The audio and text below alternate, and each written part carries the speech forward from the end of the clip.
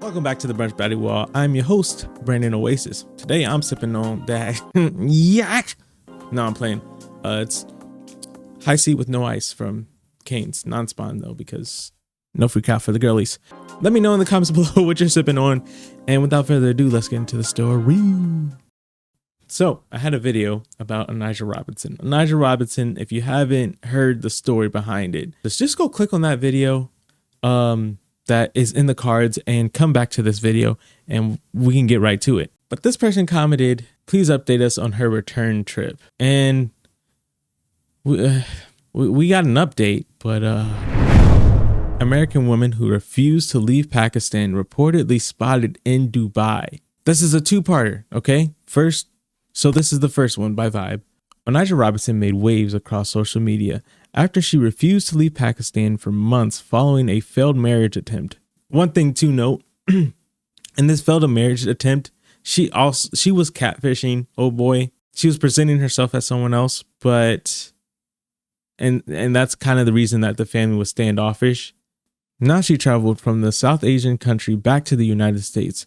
She has allegedly made a pit stop in another foreign nation. According to The Independent, Robinson boarded a flight from Karachi on Friday, February 8th, being escorted to the airport by local police. A medical board had deemed the 33-year-old fit for travel and discharge from her facilities. Her travel was arranged by the U.S. consulate staff in Karachi. By Monday, however, clips of Robinson alleged in Dubai began to appear across social media, indicating that the New Yorker did not complete her journey.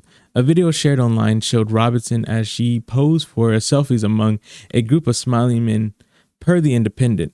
Her travel is routed through with United Arab Emirates City being a layover. Another key thing to know now, it was revealed later in this very article, which I'm going to start leaving the links for those if you want to go check them out for yourself. Just know it's very ad heavy. But yeah, that's neither here nor there. But the mental health crisis was actually bipolar.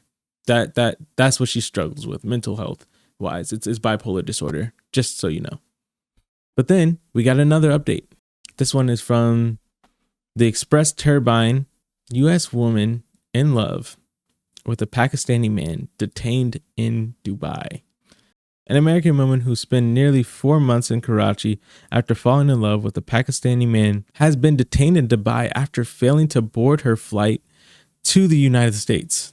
According to sources, Onija Andrew Robinson departed from Karachi Jenin International Airport on February 7th via flight EK 603 to Dubai, where she was scheduled to take flight EK 203 to New York. However, she did not board her connecting flight and instead remained in Dubai on an on-arrival visa.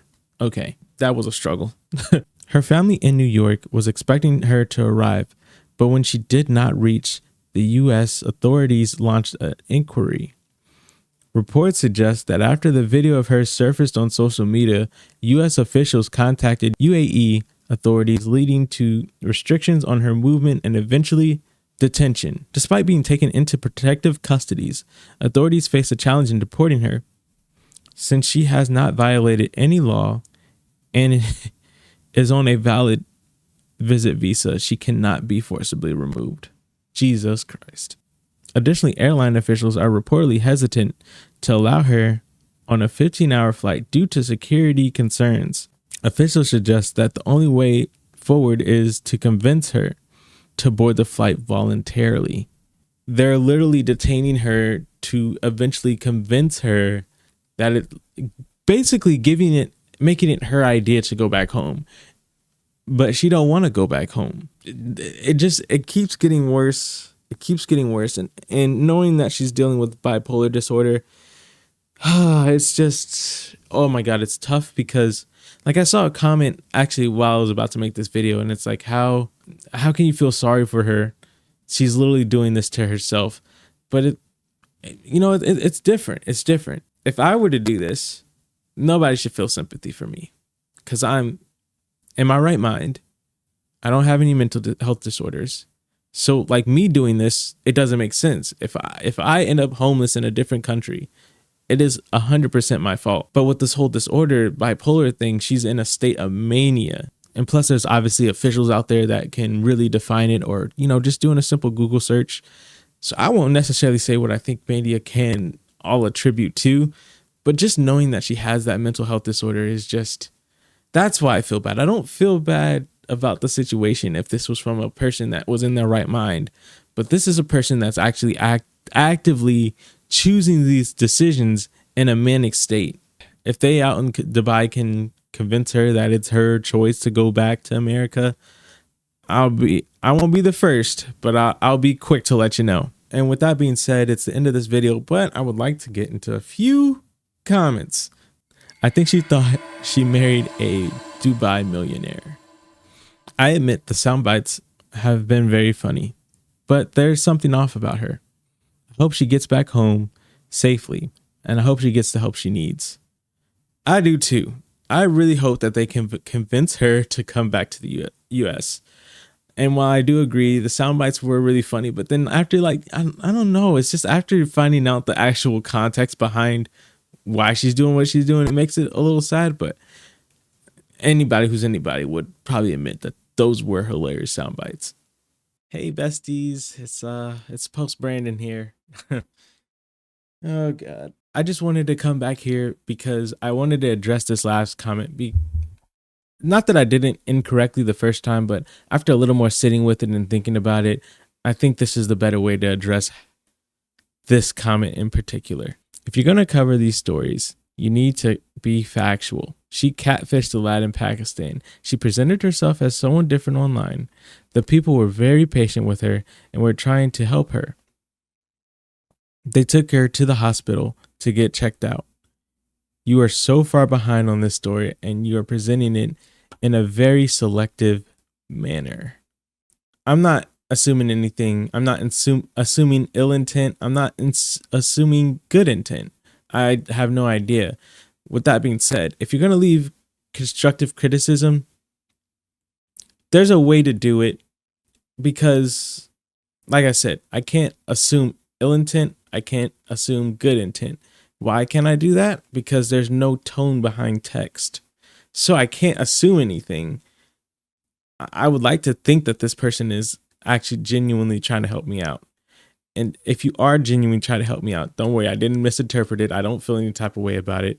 But I felt like this was a comment that needed to be addressed because it's helping me to learn and better myself and grow this channel. But at the same time, also helping other people to be more aware of, especially smaller creators interacting with new audiences, getting comments, just be mindful of people. There's some truth to this comment, but first of all, I would like to say I'm very new to this style of content. Relaying information, getting news, finding out about stuff, following stories. I'm still very new to the whole process. Before all of this, I was doing gaming content and skit content. But, now your boy's expanding out. I've done documentaries. Check that one out. And now I'm starting this whole commentary page. So I'm really just here for the process, just learning as I go. But that's one thing I will focus on for sure, is to better just make sure I could get as much information, because like I said, it's commentary. I'm going to miss some things, but as much information as I can give to you guys, I will. That and being behind on the story. Yes, I feel like I am behind, but at the same time, the internet is forever.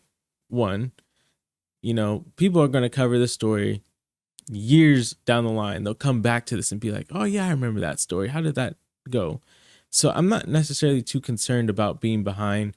And plus, people watch so many commentary videos on the same thing all the time. But I say all that to say too, I do this for a full-time job. Editing is what I do for a full-time job. So that's why I have like a setup like this, because it's very easy to edit. But I'm also very new. I'm a very young channel. So me posting the same time consistently for months on end is very important. And while it does kind of screw me over, at the same time, it kind of helps me to set a precedent. You guys expect a video from me Friday at 10 a.m. That's what I'm going to do, regardless of how long I think it is in, drama time. I just have to stick to that, unfortunately, because I'm just such a new channel and I just want to do things correctly. Okay. yeah, I don't mind you guys' comments. If you're giving constructive criticism, I would just say it. Just say it outright, so then I don't have to guess tone, and just know that you probably mean well. But hey, we're out of here, I guess. Make sure to like, comment, subscribe, check out the documentary. I worked really hard on it, and I will keep pushing that in every single video until we get to like, maybe I can get a like or a view goal. I want to get a view goal of 1,000. I'll keep pushing this documentary until we get 1,000 views on that documentary. But yeah, like, comment, subscribe, check in with your boy, and I will see you in the next video.